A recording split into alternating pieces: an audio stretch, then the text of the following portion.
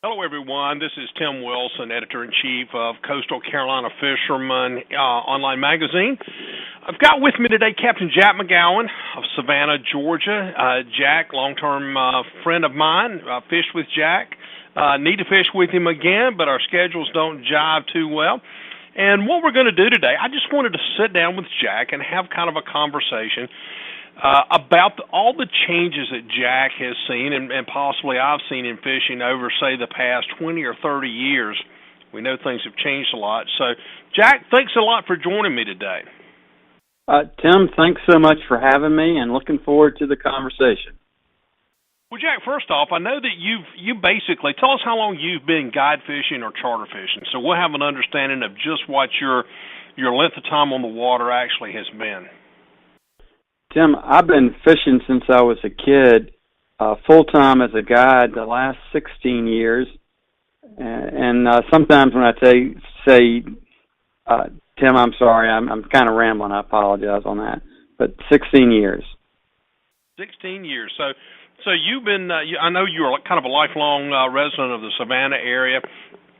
And it's one of those areas that is really, really rich in fishing. That whole low country down through Savannah and even down into Brunswick, Georgia, seems to be a hot spot of fishing, especially for things like reds and trout, sheep's head, and all those great species. Let's talk a little bit about it. You do mostly the light tackle fishing. Tell us, let's go back, say 20 years. I'm sure you were fishing then, even though you weren't a guide then. Tell us what is different today than it was, say, 20 years ago. Let's start with tackle. What was different about the tackle back in those days? Well, growing up, the conventional rod was a 8 or 9 foot bait casting rod.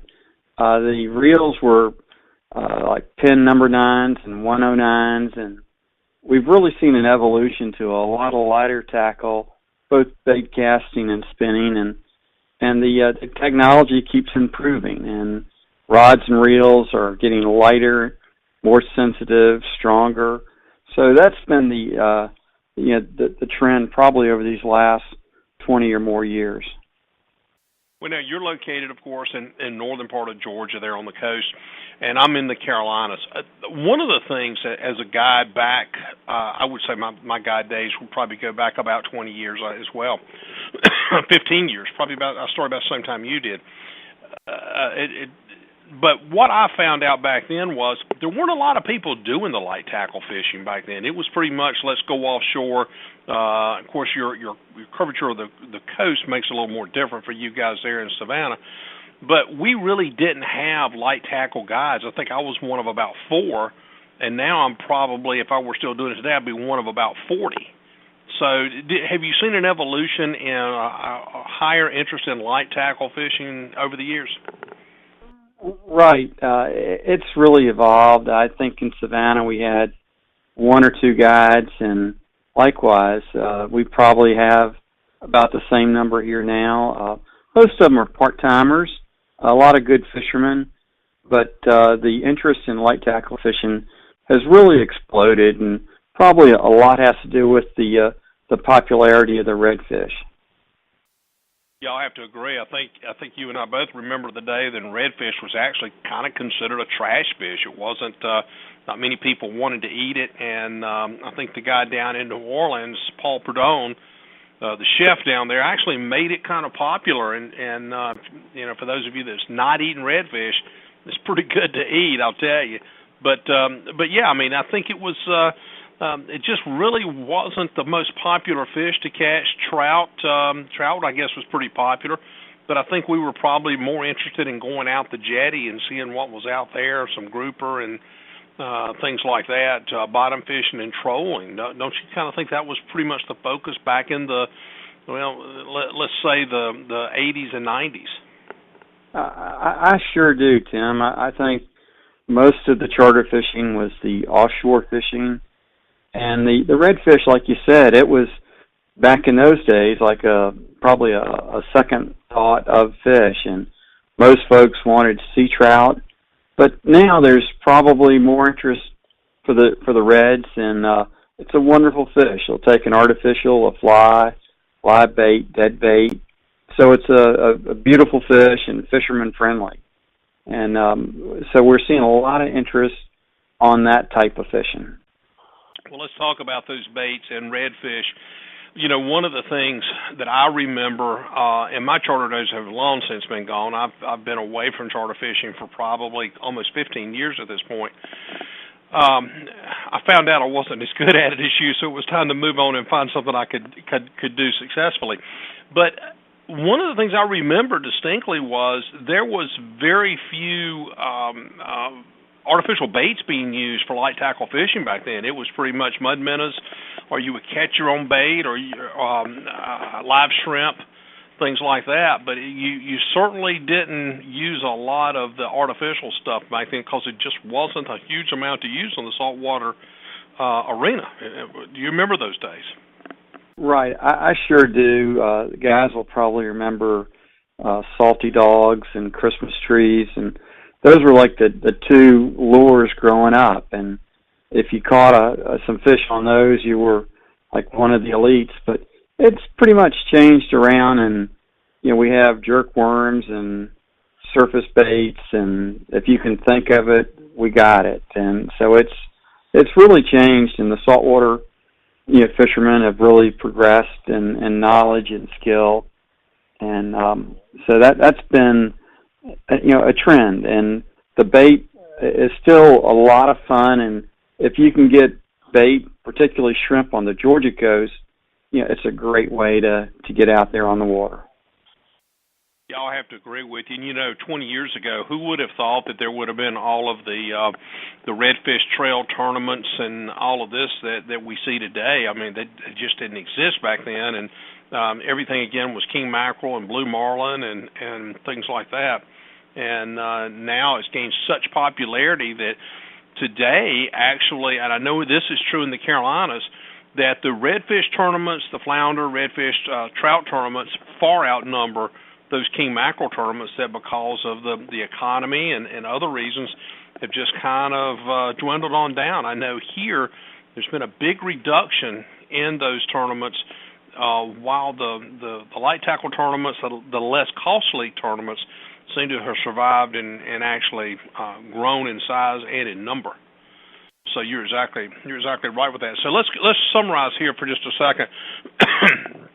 So over the years, you know, what's happened is we've seen a change in what we fish for. We've kind of moved a little bit away from the offshore fish to the light tackle inshore fish, and we also started using more of the artificial baits because of their availability, I guess, would be the biggest reason, and their effectiveness. So that's been a big jump in history as well.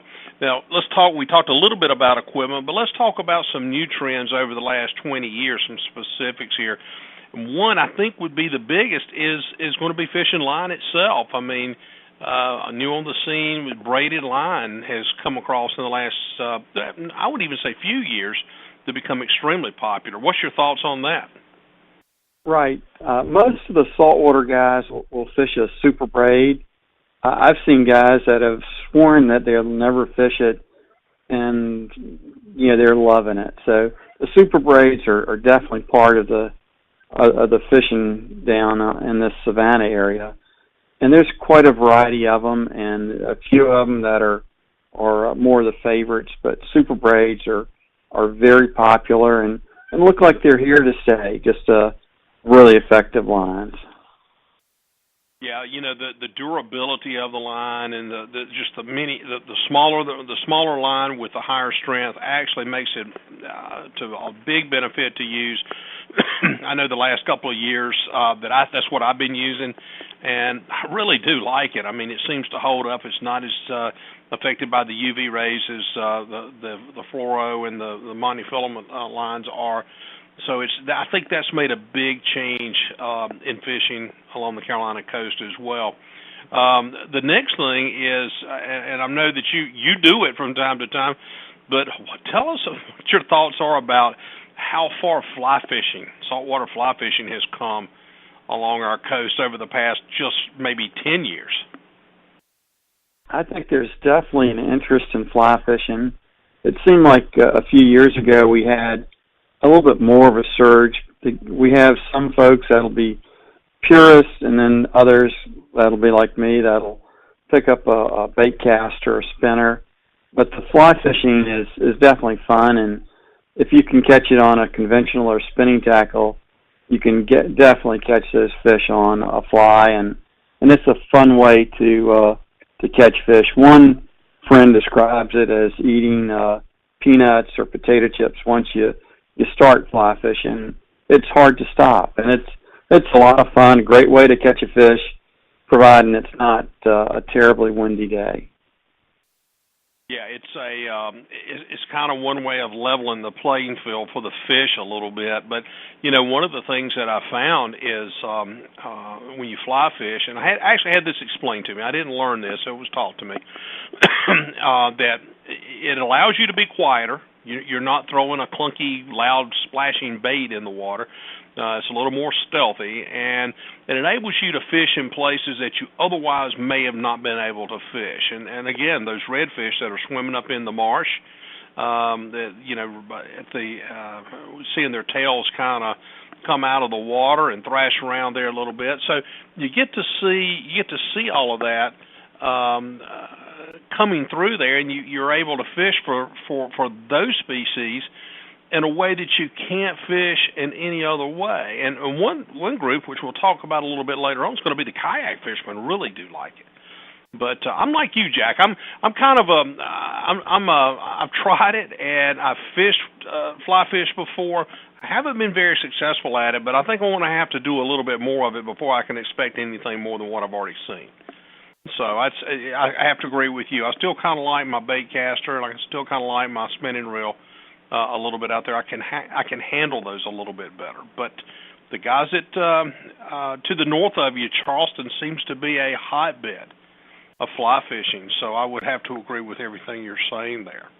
So let's talk about other things. Let's talk about the way boats have changed. I know I fished with you a few years. Well, I'll say a few years ago. It's been well over 10 years ago, and even since that time, boats have really, really changed in because of what we're fishing for and how we're fishing. Tell us kind of the way you see those changes and what you see them to have been, and at least the significant changes. Yeah, when I first started chartering, I had a little Hughes flat bottom boat designed for pretty much what we were talking about, the shallow water fishing, redfish in particular. And at that time, there were just a handful of those type of boats around, and now we have dozens and dozens of guys with flat bottom boats. The bay boat is probably the boat of choice that you can get pretty shallow as well as take it several miles offshore. A little softer riding, a little drier, a little bit more spacey. Definitely not designed for much poling, but the bay boat is probably the coastal boat of choice in this area these days. I have to agree with you. I had a really nice little polar bay boat a number of years ago, probably about 7-8 years ago. Absolutely loved it. Best of all the boats I had, that's the one boat I really regret having gotten rid of it, because it was so versatile, and I was able to fish, like you said, a few miles offshore in it. It was 18 feet long. I could come in and get up in the shallow water.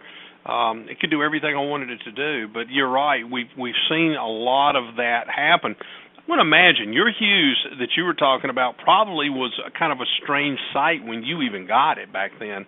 There weren't a lot of those around, and to see it was kind of an unusual event. But now we see them everywhere. They're all over the place at dealerships. About every dealership carries at least one bay or flats boat, and we see that popularity getting bigger and bigger as well. I mean, it solves a lot of problems with fuel. It solves a lot of problems with dockage. A lot of people just trailer them. So we do see those things. Another thing, tell us about anchoring systems. That's something that's new. Hadn't been around a whole lot for a long time, and it's really gotten popular with the flats boats and the bay boats. Tell us about the new anchoring systems out there. Well, there are all sorts of little hand anchors, Cajun anchors that you can stab a metal rod into the mud and hold yourself. And power poles are really popular. I think every tournament boat that you'll see will have one or two on, and most charter people will have a power pole on their boat. And it's just a quiet, effective, cleaner, keeps your boat a lot cleaner, and just a neat way to fish the flats with very little noise, and it'll keep your boat a lot cleaner. So that's probably been one of the things, and also it'll spare your back a lot of pulling. So the power pole is definitely if I said $1 million gadget, I'd undersell it. It's a really a fun and effective way to anchor your boat. Well, yeah, I think it's you're right. One thing you missed saying though is something that saves you from having to have a fiberglass job every 2 or 3 years too, from dropping that anchor possibly by accident or by carelessness onto the deck or up against a console or banging it against the side of the boat. That can cause some problems as well, or getting hung up where you can't get the anchor released over a line in the water or something like that. You can, but with the power poles, it's pretty simple. You just hit the button and go. So, another thing that we probably have seen just coming in recent years has been just such an improvement in navigation gear. And I'm not sure that the light tackle guys use it as much as the offshore guys. But tell us what your thoughts are on what we're seeing in the way of fish finders and things like that. Well, I think it's pretty remarkable, and the same thing, you wonder how can these companies improve their stuff, and yet they'll continue to do it. And the most difficult thing is the first few hours of setting up your GPS, and then after that, it's pretty amazing of what you can store and getting back to your locations. On the inshore, you could be looking at a little gully or submerged structure that if you didn't have an exact mark, you'd never know it was there. So most of the inshore guides, I would believe, are leaning on their GPS at times. I mean, there will be those locations that are covered by water and the bank will look literally the same. So the GPS is handy, particularly on the near shore, those wrecks and reefs offshore, but inshore as well. And then when you have inclement weather and fog, a GPS is definitely a nice aid to have on board. Yeah, I remember the first GPS I ever used, and I'm sure you had one too. It was basically an arrow that pointed in the right direction for your waypoint. And that was all we had to go by. We certainly didn't have the chart plotters of today, so that was probably 15 years ago. So we've seen a big chunk or a big jump in how that technology has taken off as well. So it definitely plays a big role in the activity of fishing and how successful we can be at fishing. Now let's talk a little bit about. I know it's a subject that you're kind of near and dear to. Let's talk about conservation for just a minute. I mean, how do you see conservation taking the future? Or do you see it getting better? Do you see it becoming? Is it effective? Could it be more effective? Tell us what your thoughts are on that.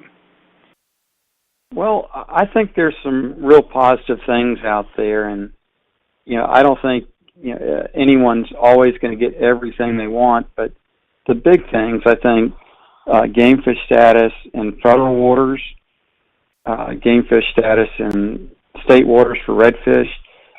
I believe we'll have a healthy redfish fishery for my lifetime and your kids and your kids' kids, and I think that's really positive. Growing up, we had no literally saltwater regulations, no licenses. No one likes regulation, but you have to. And we've come a long way, and just about everything is a real positive thing, and I would say overall, we're going in a good direction, and it might not be the same fishery when I was a kid, but it's a really great fishery, and most of our barrier islands and marshlands are protected, and so we are really blessed with folks that came before us that were really wise in protecting these waters and wetlands and islands.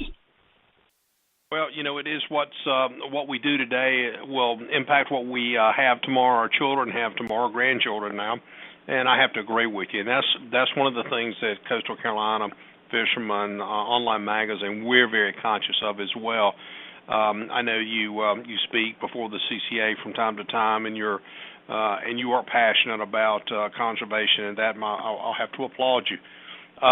What other changes? What other changes do you see on the horizon? What do you see ahead, Jack? Well, I remember hearing that fresh water coming to the coast was going to be the biggest thing. I believe we are again blessed with a unique position where the Georgia coast is, and the fishery's been good. There are challenges ahead. Some I could probably name, and probably some I wouldn't be aware of. But overall, I would say we have a very nice fishery, a strong fishery.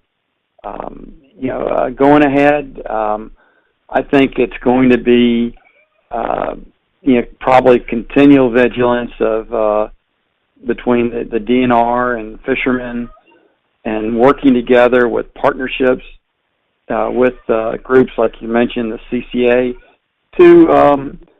to work on having a healthy fishery, and that it's not just all of one person's ideas, but accumulation of the community and folks throughout the state. And overall, I think folks have done a very good job in this state.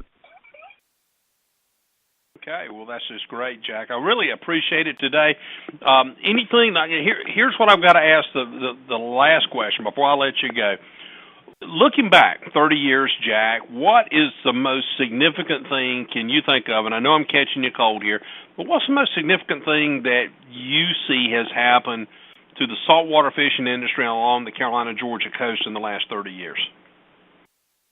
Well, the biggest thing that I think of is, having regulations and fishing licenses. Growing up, you'd have fathers and grandfathers and stories of folks catching croaker sacks full of fish and funding college educations of kids with those fish. And it's a different world, and we have limits, and some will say the limits are relatively small, but yet we have more generous limits than most of the states.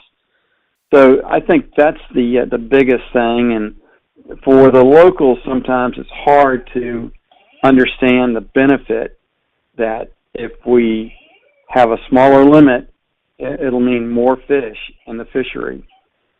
So that's the biggest thing that I've seen are limits, licenses being required to identify who's fishing and to put money back into the resource.